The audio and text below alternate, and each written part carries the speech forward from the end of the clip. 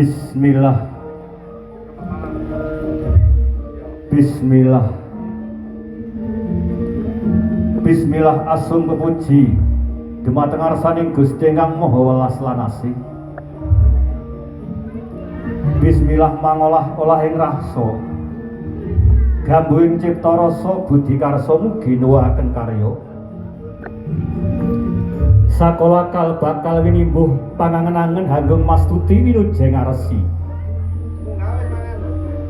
Aringing napas mupus hangendaleni kang denudi. Asmaullah, asifatullah, zatullah, af'al ilalah ing dalem sirullah. Mobah musik ing jagat raya karana af'al ilalah. Marmo angklis denudi sarandune nganggo kinarya astungkara.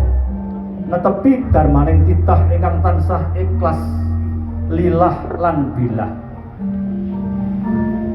Kawaryan nuju ing hari kalenggan piniji wonten titahing Gusti Pomo hangesti ujaring kondo ilo-ilo tiaranipun para kuno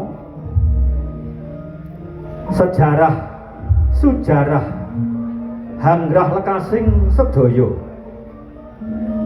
sedyaning budidaya dayaning kridhatama kang mungging ing Nusantara Jawa tansah mangastuti bagusing ati winimbuh jiwa-jiwa Jawa kang ajiwa Jawi sinartan agama minangka tutunan budi lan pakerti. Pramila budaya gung bubak kawah arsa ginalaran samar hanane mung samar-samar kang kawedar gurit sinanggit werdi sinandi sarta pralampita ektosipun kinarya astungkara donga.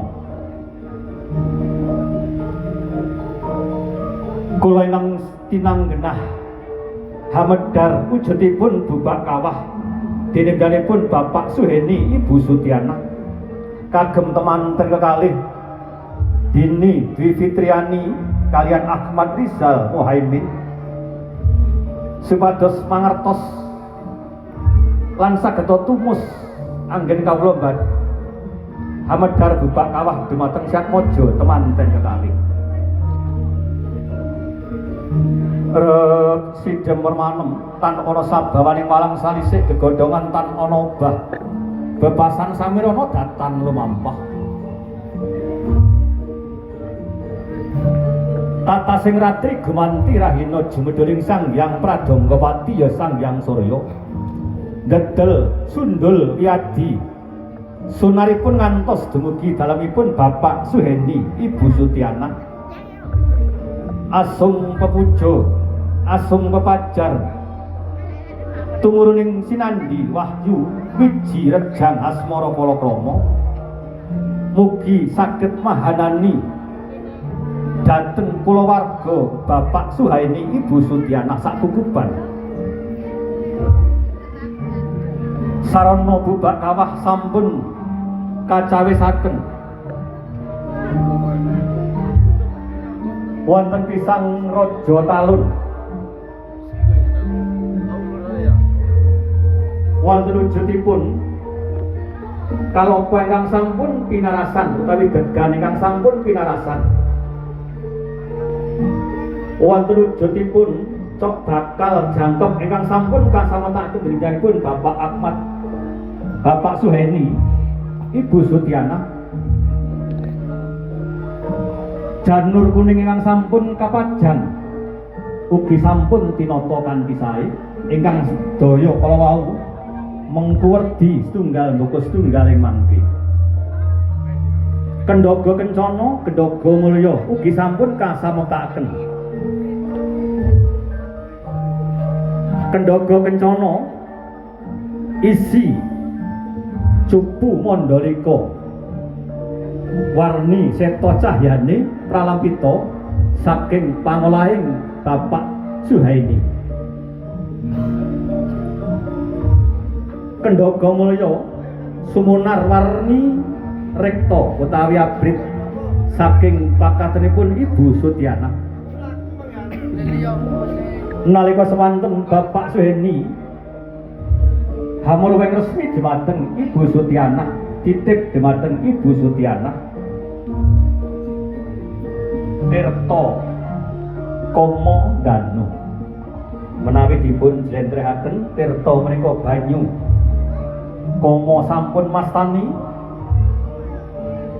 Danu bakalisi jabang bayi ugi saged sinebat tirta prawita sari, tirta banyu prawita lembut sari menika rasa tirta ingkang wonten raosipun katitipaken dhumateng Ibu Sutyana ing guwa suci tinutupan cindhe puspita sumendhe raga sejati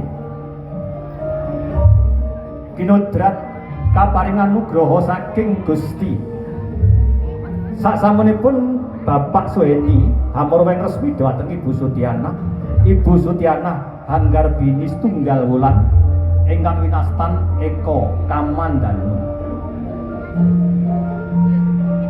Alam awung-awung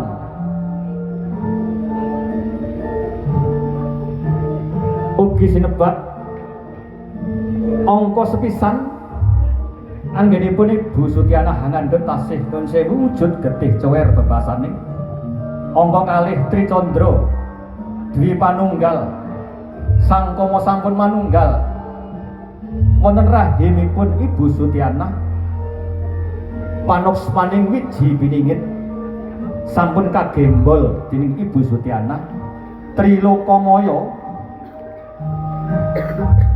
Ibu Sutyana Hanggarbini 3 wulan utawi 3 sasi. Dok rikala semanten Ibu Sutyana tansah nengetaken dhumateng kautaman. Awit sinten kemawon ingkang Hanggarbini 3 wulan. Menawi to mboten nengenaken dhumateng sembah Gusti menika saged gagar wigar tanpa karya. Catur Hangga Jati Ibu Sutyana anggenipun Hanggarbini Pulagang ing Guwa Garba kenging sarining gana Gusti ingkang Maha Suci sampun nurunaken roh suci dhumateng si calon jabang bayi. Gangsal wulan anggenipun Hanggarbini Pancayatma sejati si jabang bayi sampun ginaduhan pancandriya. 6 wulan utawi Satlaka Jati ngancik 7 candra utawi 7 sasi wulagang ing Guwa Garba si jabang bayi sampun jangkep wujudipun pramila ambek bilih wonten piantun putri ingkang Hanggarbini 7 sasi kamangka lair ing jagat alam padang Satemah Waluya Jati Jati Satemah Waluya. Ewa semanten si jabang bayi ing Guwa Garba hanarasangganipun yoga brata sendakep salung tunggal bebasane ngeningaken pancandriya sumembah mring Gusti Kang Maha Agung jangkep 8 sasi ingkang winastan hasta nawa candra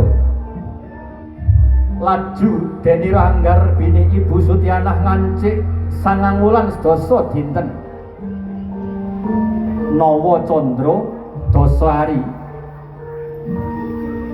Sang jabang bayar samongak jagating pepadang miyak langse gendhoga giri medal saking Margaina sinarengan kadang catur rah muka kakang kawah lanadi ari-ari satunggal mijil Margaina lan mijil ing Jaja saking si jabang bayi lahir cenger ing alam padang miyos pawestri.